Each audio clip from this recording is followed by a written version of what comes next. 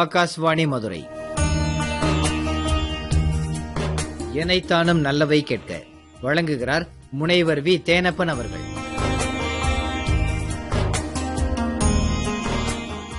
உலகத்தில் உள்ள சோகம் முழுவதும் அவங்க முகத்தில் அப்பி இருந்தது எனக்கு பார்த்த உடனே தெரிஞ்சது.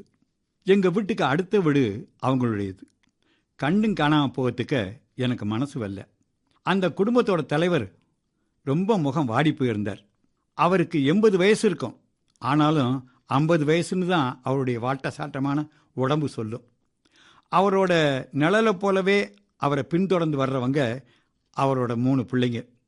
ஏற்கனவே அவங்கெல்லாம் மலக்குடிப்பட்டி கிராமத்தில் கல் உடைக்கிற வேலையை பார்த்துக்கிட்டு வந்தாங்க. கொரோனா காலத்துக்கு பின்னாடி புலம்பெயர்ந்து எங்கள் வீட்டுக்கு பக்கத்தில் வந்து தங்கினாங்க.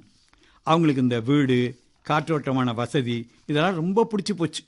அதனால் பக்கத்தில் உள்ள ஒரு வீட்டுக்கு போய், ஐயா எங்களுக்கு கல் உடைக்க தெரியும் அப்படி கெஞ்சி கேட்டதுனால அவர் எனக்கு பாறைகள் வந்து இறங்கிக்கிட்டு தான் இருக்குது, நீங்கள் வாங்க நான் வேலை தாரேன்னு சொன்னார். அதனால் வாரத்தில் 4 நாளோ 5 நாளோ அவங்க போய் அங்கே வேலை பார்த்துட்டு வருவாங்க. அன்றாடம் காட்சிகளாக அதை நம்பித்தான் அவங்க வாழ்ந்துக்கிட்டு இருந்தாங்க. நான் அந்த ஐயாவை பார்த்து, ஐயா என்ன திடுதுப்புன்னு இப்படி முக சோர்ந்து இருக்கீங்கன்னு கேட்டேன். அவர் சொன்னார், பாறைகள் அதிகமாக வந்து இறங்கலையா, எங்களுக்கு வேலை இல்லைன்னு சொல்லிட்டாரு எங்கள் முதலாளின்னார். ஆனால் அதுக்கு ஏயா கவலைப்படுறீங்க, நான் வேற எங்கேயா வேலை வாங்கி தரேன் போறீங்களா என்று ஆதரவாக கேட்டேன். எங்களுக்கு இந்த ஊர் தான் மனசார பிடிச்சிருக்கு, வேற ஊருக்கு போகவும் விருப்பம் இல்லை. இந்த கல் உடைக்கிற வேலையை தவிர எங்களுக்கு வேறு வேலையும் தெரியாது, எங்களுக்கு ஒத்து வரா தம்பி, வாரத்தில் 5 நாள் வேலை கிடைக்கிற மாதிரி ஏதாவது ஏற்பாடு பண்ணுங்களேன் என்று கேட்டார். நான் பார்த்தேன், கூகுளை எடுத்து எங்கெங்கெல்லாம் கல் கிடைக்கிறது, யார் யாரெல்லாம் எப்படி உடைத்து அனுப்புகிறார்கள், அது இறக்குமதி செய்கிற லாரிகள் யார் யார், ஏற்றுமதி செய்கிறவர்கள் யார் யார் என்றெல்லாம் குறிப்பெடுத்து கொண்டேன். அந்த பெரியவரை கூப்பிட்டு என் ஆலோசனைகளை சொன்னேன். மிஷின்களாலையெல்லாம் நம்ம இப்போ கல் உடைக்கலாமையா, நீங்கள் கையால் உடைக்கிறீங்க, நான் வந்து உங்களுக்கு மிஷின் வாங்கித்தாரேன், இங்கே பாறை இறங்குறதுக்கு ஏற்பாடு பண்ணுறேன், ஏற்றுமதிக்கு ஏற்பாடு பண்ணுறேன், என்ன நம்பிக்கையாக தொடங்கலாமா என்று கேட்டேன்.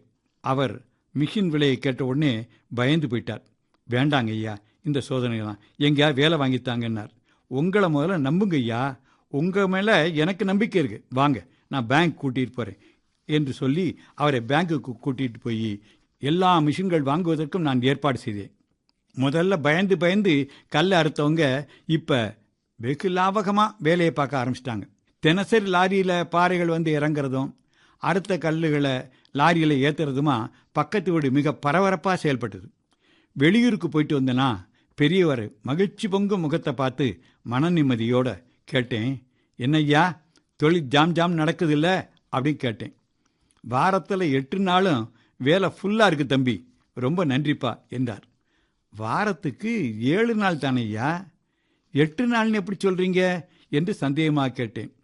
சொந்த இடத்துல ராத்திரி பகலாக ஓவர் டைம் வேலை பார்க்கறதால 8 நாள் சம்பளம் நமக்கு கிடைக்குது தம்பி என்று விளக்கமளித்தார் அவர்.